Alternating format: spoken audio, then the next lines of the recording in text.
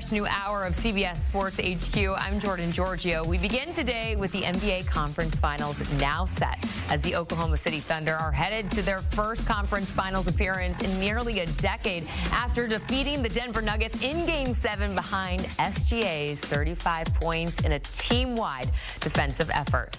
All season long, they were the best team in the league, although the Nuggets did jump out to an early lead in the first quarter, but the Thunder's defense just took over in the second despite a slow start from behind the arc, missing all of their three-point attempts until the final minute of the first. OKC eventually found that rhythm. A dominant 18-5 run to close the second quarter gave the Thunder a 60-46 advantage heading into halftime. From there, OKC continued to dominate, ultimately cruising to a 32-point victory. Let's show you a look at the final stat lines from Game 7 as OKC headed to the Western Conference Finals.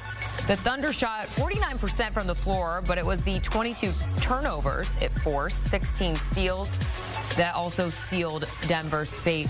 Nikola Jokic nearly put up a triple-double with 20 points, 9 rebounds, and 7 assists. For much more on this Game 7 and the conference finals, let's go ahead and welcome in our own Ashley Nicole Moss. Brad Bakken is also here with us. I mean, surprise, surprise, SGA and the Thunder were the team to beat all season long, but this series went the distance, all 7 games. Brad, it wasn't an easy feat, though.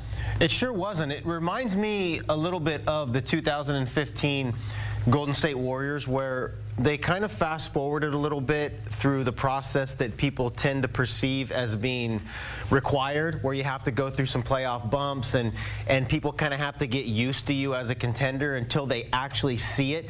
And those Warriors had a very difficult second-round series with the Memphis Grizzlies. Went down 2-1. And the same thing here with OKC, where they've been kind of cruising through the season, and they hit a real bump. Had a little bit of a test against Memphis in the first round, but this was a genuine test that a team that has all the talent but maybe not enough of the playoff scars in some people's minds, this felt like a real hump that they got over, and I kind of expect it to catapult them now going forward. I think this was the real test that they got through, and now I think OKC is going to be a real problem. Yeah, I think that's the key word, right? Test. I think this was their biggest test, and to no fault of their own, you can only play who's in front of you. And I do think the Grizzlies would have been a more competitive series for them had they been healthy and had they not fallen so low in the standings and the changing in coaches. I do think the Memphis Grizzlies are a much better team than what OKC faced in that series, and I think that's a team, you know, given Ja Morant stays in Memphis, I think that's a rivalry and a series that you can look out for in the future with 2 young teams, 2 young stars leading the charge. But when you talk about the Oklahoma City Thunder, you just talk about a team who's been doing it all season, and to Brad's point, maybe a lot of it was winner's fatigue, just kind of coasting. And I said this going into this Nuggets series, it was going to be their biggest test, and if anyone could upset the Thunder, it was the Denver Nuggets. Now, obviously, that's not what happened. The series did go 7. Now, you can maybe equate that to if Aaron Gordon was healthier, or if some situations for the Denver Nuggets, if they defended home court better, maybe we'd be having a different conversation. But to knock out the best basketball player in the world in the way that you did, in the mannerisms that he kind of showcased towards the end in that game, especially down the stretch, just looking defeated, not only as a team but as a unit of that big 3 of Jamal Murray, Aaron Gordon, and Nikola Jokic. Extremely impressive for such a young basketball team. So let's go ahead and play off that point, because it was a great series, and we really were lucky to see 2 of the favorites to be MVP and SGA, and of course Nikola Jokic in this series. Do you think that this now solidifies him as the best player in the league? No. Ashley? No, I still think it's Nikola Jokic. Okay. I mean, when you talk about Jokic, 3-time MVP, Finals MVP, champion, 7-time All-Star, All-Rookie First Team 2016. I mean, the list goes on and on.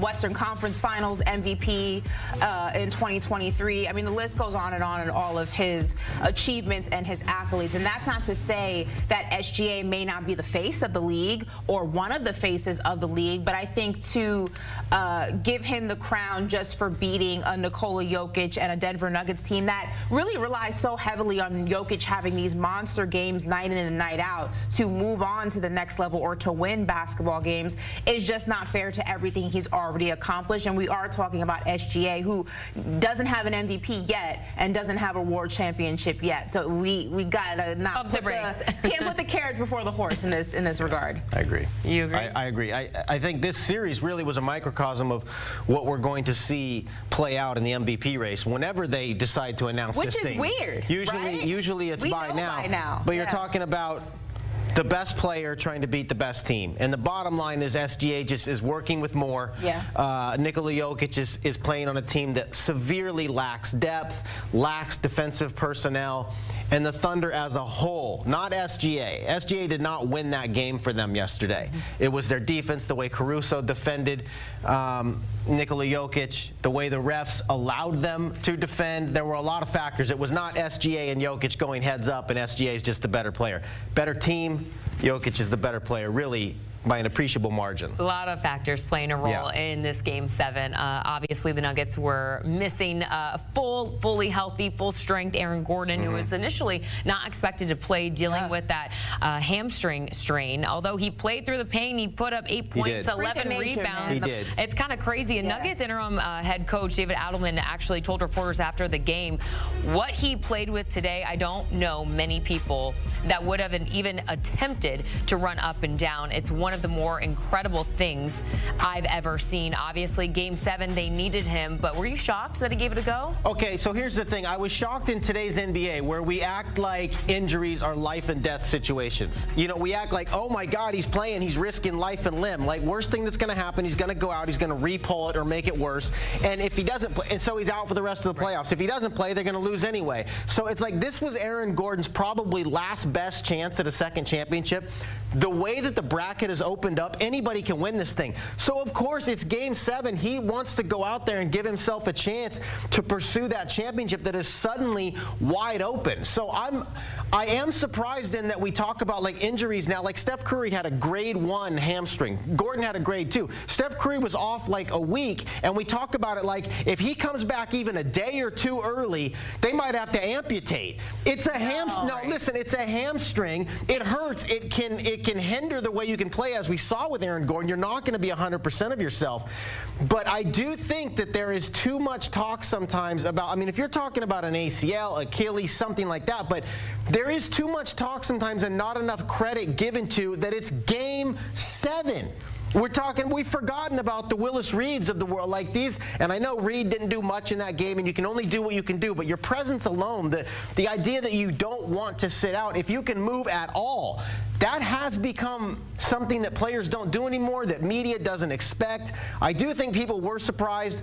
I wasn't that surprised. It's Game 7. If you can walk, I would try to go play. And he tried, and he did well. I mean, I know AG, so I knew he was going to play Game 7. It's just it's in the way that he's programmed as a person. Like, if he's not in a wheelchair, he's going out and hooping in the best way that he possibly can. But I will say this, I was impressed with how he was able to move with the hamstring. Not that he was able to play or that he pushed himself to play, but anybody will tell you, any athlete will tell you, anybody who ever had a hamstring injury would tell you it's extremely uncomfortable, and it hinders the way you're able to move on the floor. It hinders the way your body's able to move. And there were some moments, especially in the first half, where he was moving as someone who wasn't dealing with a hamstring injury. And that, to me, was the most impressive part about it, was that if you didn't know any better, you would think he was 100% healthy, which he wasn't. That's what was impressive. Not that he played Game 7. There was no way he was missing that game. We still got to tip your cap for the effort and what he was able to do on that court. More guys should do it. Most definitely, most definitely. All right, well, now Denver now looks to the offseason. A lot of questions in that franchise that we will be talking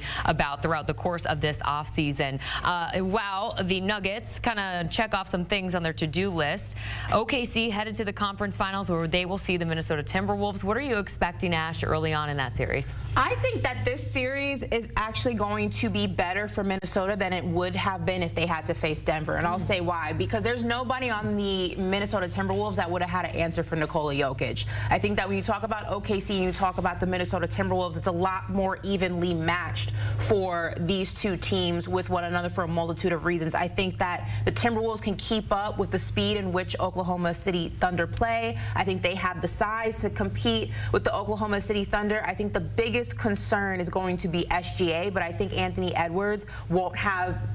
It's not going to be like him guarding Kyrie Irving in the Western Conference Finals last year. I think that he's going to have, and I say this loosely, an easier task with SGA than he did with Kyrie last season. I think that these two teams, in some ways, mirror each other in the way that they are constructed, in the size, in the physicality.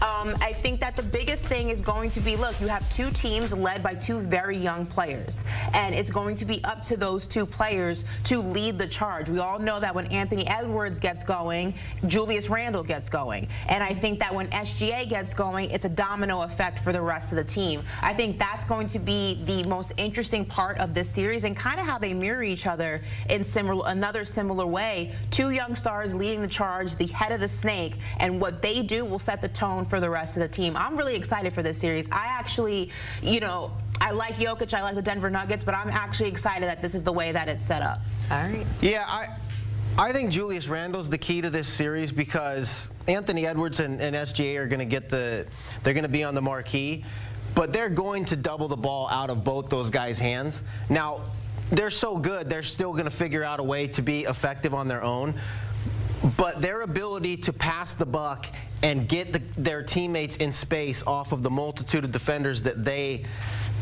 bring their way, it's going to be those guys as release valves that are going to have to play big. And Julius Randle has like rewritten the narrative on his entire career in these playoffs. Not to me. I always was a Julius Randle believer. Well, Julius Randle with the Knicks, he was overtasked as a number one, and he was good. Averaged 23 and 10 with New York, got them to the playoffs for 3 straight years when they missed 6 straight prior to his arrival. Was very good, but was overtasked as a number one. Here he's a number 2. But listen, he's like a 1A in this series because there are so many defenders on OKC that can put so much pressure on Anthony Edwards behind the three-point line.